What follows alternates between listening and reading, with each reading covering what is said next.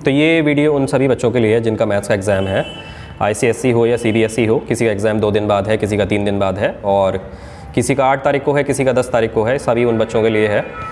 तो अब आपको करना क्या है, प्रिपरेशन तो लगभग आप लोग कर चुके होंगे, काफ़ी कुछ पढ़ चुके होंगे। तो आपको करना क्या है अब इसके आगे, जिनका एग्ज़ाम 3 को है या 4 को है, उनको क्या करना है कि आप लोग काफ़ी कुछ प्रिपरेशन कर चुके होंगे। तो अब आपको सिर्फ मिक्स्ड चैप्टर्स का रिवीजन करना है। आपको बस एक आध क्वेश्चंस देखने हैं। इसके बाद आपको क्या करना है, सिर्फ सोल्यूशन पढ़ना शुरू करो। प्रैक्टिस बहुत कुछ कर चुके हो, अब एक एक क्वेश्चन 2-2 क्वेश्चन एक्स्ट्रा और प्रैक्टिस कर भी लोगे तो कोई फ़र्क पड़ने नहीं वाला है। आपसे 2 दिन बचे हुए हैं, केवल कॉपी उठाओ, ऐसी कॉपी जिसमें आपके सारे सोल्यूशंस हैं, चाहे स्कूल की कॉपी हो, कोचिंग की कॉपी हो, कहीं की हो। सारे सोल्यूशंस को क्वेश्चन पढ़ो, सोल्यूशन देखना शुरू करो। अच्छा, बिना क्वेश्चन पढ़े सोल्यूशन देखने का कोई मतलब नहीं होता। जब आपको समस्या नहीं पता तो समाधान किस चीज़ का ढूंढ रहे हो। क्वेश्चन पढ़ा, आंसर देखा, बिल्कुल आंसर ऐसे देखो जैसे खुद से सॉल्व कर रहे हो। लाइन छुपा लो बहुत है तो, या किसी डिफिकल्ट क्वेश्चन पे ये काम कर सकते हो। इजी क्वेश्चंस को जस्ट मूव ऑन, ठीक है, स्किप करते जाओ, आगे बढ़ते चले जाओ। अच्छा, पन्ने पलटो और सारे चैप्टर्स को बीच बीच में बस देखते चलो। ये काम आपको सभी चैप्टर्स के साथ करना है, सभी को रिवाइज करना है इस तरीके से, बिना लिखे। प्रैक्टिस क्या करनी है, बस 1-2 क्वेश्चंस की प्रैक्टिस करनी है जो आपको काफ़ी डिफिकल्ट लग रहे हैं या जिन पर आपको कॉन्फिडेंस नहीं आ रहा है, उनको प्रैक्टिस कर लो 1-2 क्वेश्चंस, क्योंकि अब आपके पास इतना टाइम बचा नहीं है, ठीक है।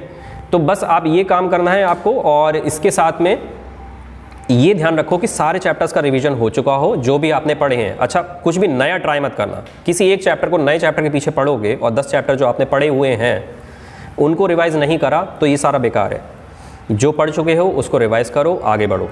नया क्या पढ़ोगे, अगर कुछ बचता है, आधा दिन बचेगा जब आपके पास कल एग्जाम है, अब आधा दिन बचा, अब क्या करूं, तब आप कोई नया टॉपिक आप देख सकते हो, नए टॉपिक में भी कुछ सिलेक्टेड पोर्शन कर सकते हो, ताकि कुछ ये बाय चांस आपको कंपलसरीली या नेसेसरीली आपको वो क्वेश्चन अटेम्प्ट करना पड़े तो कुछ तो लिखाओ बस। इससे अलावा कुछ नहीं, कुछ नया ट्राई मत करो। जो कर चुके हो उसका रिवीजन करो, अच्छे से बढ़िया करो, कॉन्फिडेंट फील करो, ठीक है। नया आपको तभी करना है जब आप सब कुछ रिवाइज कर चुके हो। इसके अलावा आप कभी नया नहीं करोगे, और किसी नए टॉपिक के पीछे भागना भी नहीं ज़बरदस्ती। जितना कर लिया ठीक है, काफ़ी है, उसी से काफ़ी नंबर आ जाते हैं।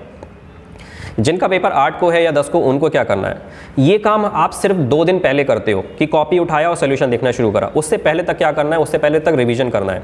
सैम्पल पेपर्स लगा रहे होगे आप लोग या लगा चुके होगे, ठीक है। अभी फिलहाल सैम्पल पेपर्स चल रहे होंगे। अच्छा, कई बार क्या होता है कि बच्चों को कॉन्फिडेंस नहीं होता है कुछ एक आध चैप्टर्स पर, या 2-3 चैप्टर्स होते हैं या 4 चैप्टर्स होते हैं। आप क्या करो, 4 चैप्टर्स का मिक्स रिवीजन करो।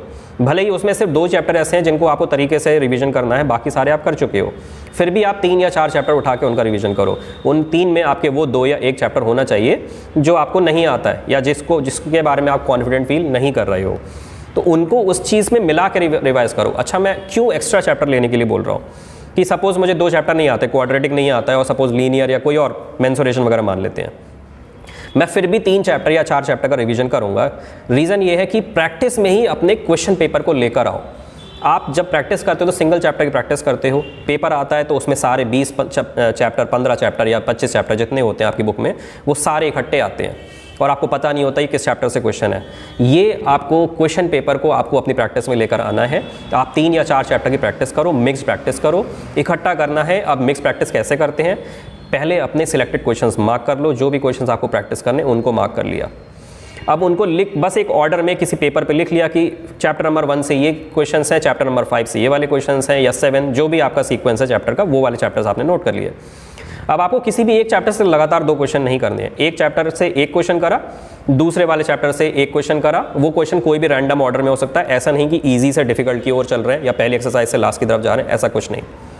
आपने एक क्वेश्चन करा, वो रैंडमली हो सकता है 5वां क्वेश्चन कर रहे हो पहले चैप्टर का, हो सकता है 7वां क्वेश्चन कर रहे हो दूसरे चैप्टर का, हो सकता है पहला क्वेश्चन कर रहे हो तीसरे चैप्टर का। तो रैंडम ऑर्डर में चलो, उनको टिक लगाते जाओ जो होते चले जा रहे हैं। इस तरीके से क्या होगा कि आपने एक क्वेश्चन पेपर के फॉर्मेट में प्रैक्टिस करी है। आपको थोड़ा सा शुरू में टाइम लग सकता है क्योंकि आपको बार बार स्विच करना पड़ेगा एक चैप्टर से दूसरे चैप्टर में, पेजेस भी पलटने हैं, मेंटली भी स्विच करना पड़ता है। अब ये मेंटली जो स्विच कर रहे हैं ना, यही तो प्रैक्टिस है। इसी चीज़ की तो प्रैक्टिस करनी है हमें कि हम मेंटली स्विच कैसे कर पा रहे हैं, या ये कैसे समझ पा रहे हैं कि ये किस चैप्टर का क्वेश्चन है। अच्छा, अब जब लास्ट में 2 दिन बचते हैं, वापस आ जाते हैं उन बच्चों पे जिनका 2 दिन बाद पेपर है, या 8 और 10 को जिनका पेपर है, वो 2 दिन पहले क्या करेंगे, तो वो भी यही करेंगे, कॉपी उठाएंगे और सारे सोल्यूशंस पढ़ना शुरू करेंगे। क्वेश्चन देखने के बाद ही सोल्यूशन पढ़ना है। और ये ध्यान रखना कि ये भी सोचा करो कि जब डिफिकल्ट क्वेश्चन होता है कोई, तो अगर पेपर में ये क्वेश्चन आता है तो मुझे क्या सोचना है, ये किस टॉपिक से है, इसमें क्या कॉन्सेप्ट्स लगाने चाहिए, कौन सी थ्योरम्स लग सकती हैं, क्या ये सर्कल्स का है, क्या ये कंस्ट्रक्शन का है, क्या ये क्वाड्रेटिक का है, क्या ये लीनियर का है, क्या ये मेंसुरेशन का है, ये किस चैप्टर से बिलोंग कर रहा है, मुझे कौन से कॉन्सेप्ट्स लगाने चाहिए, मुझसे क्या पूछा जा रहा है, मुझे उस दरवाजे तक कैसे पहुंचना है, उस सोल्यूशन तक कैसे पहुंचना है। आपको ये चीज़ें सोचनी है। डिफ़िकल्ट क्वेश्चंस को टैकल करने का यही तरीका होता है कि आप ये सोचो ये किस चैप्टर से बिलोंग कर रहा है, इसमें ये क्वेश्चन मेरे सामने आते तो मुझे कैसे करना होगा। सिर्फ ये नहीं होता कि क्वेश्चन प्रैक्टिस करे हो गया बढ़ गए आगे, कभी ये नहीं करना है, उसको एनालाइज करा करो।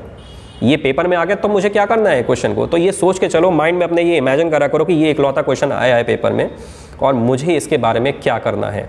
ठीक है, तो लास्ट के 2 दिन जब बचे हैं आप कॉपी से प्रैक्टिस करोगे, माँ बाप डांटेंगे कि लिख के करो, ये कैसे कर रहे हो, पढ़ रहे हो क्या, याद कर रहे हो क्या मैथ्स, हाँ भाई याद कर रहे हैं। ठीक है, आखिरी के टाइम पर यही करा जाता है, प्रैक्टिस हो चुकी साल भर 365 दिन प्रैक्टिस कर चुके हैं, अब 10 दिन बचे हैं, 2 दिन बचे हुए, अब क्या करेंगे। तो अब दिमाग को ये बताना है कि 15 चैप्टर जो पढ़े वो चैप्टर कौन से हैं, उनमें कॉन्सेप्ट कौन से हैं, वो कॉन्सेप्ट को बार बार बस देख लिया, ये थ्योरम है, ये फॉर्मूला है, ये चीज़ें अप्लाई होती हैं, उसको स्क्रॉल करा बस और सॉल्यूशंस देखते चलो, क्योंकि 15 चैप्टर एक दिन में या 2 दिन में तो रिवाइज होने से रहे, तो लास्ट मोमेंट पर यही करा जाता है। 4-5 दिन बचे होते हैं तो मिक्स प्रैक्टिस करी जाती है, और उससे ज़्यादा समय बचा होता है तो सैम्पल पेपर करे जाते हैं। ठीक है, वो 4-5 चैप्टर जब मैंने बोला तो 4-5 चैप्टर उनके लिए बोला जिनमें आप अपने आप को वीक फील कर रहे हो।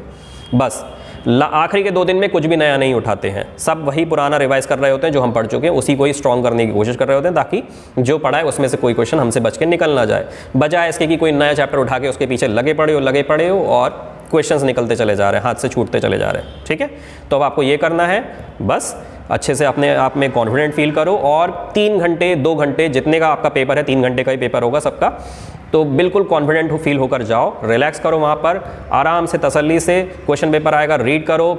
हमेशा ध्यान रखो जो क्वेश्चंस आते हैं उनको फटाफट करते चले जाओ, सोचने वाले क्वेश्चंस को बस डॉट लगा लिया, मार्क कर लिया, क्योंकि क्वेश्चन पेपर में आपको मार्क करने नहीं देते हैं, तो डॉट लगा लो, हल्की सी छोटी सी लाइन खींच लो, कुछ भी करो, उनको आके बाद में टैकल करो।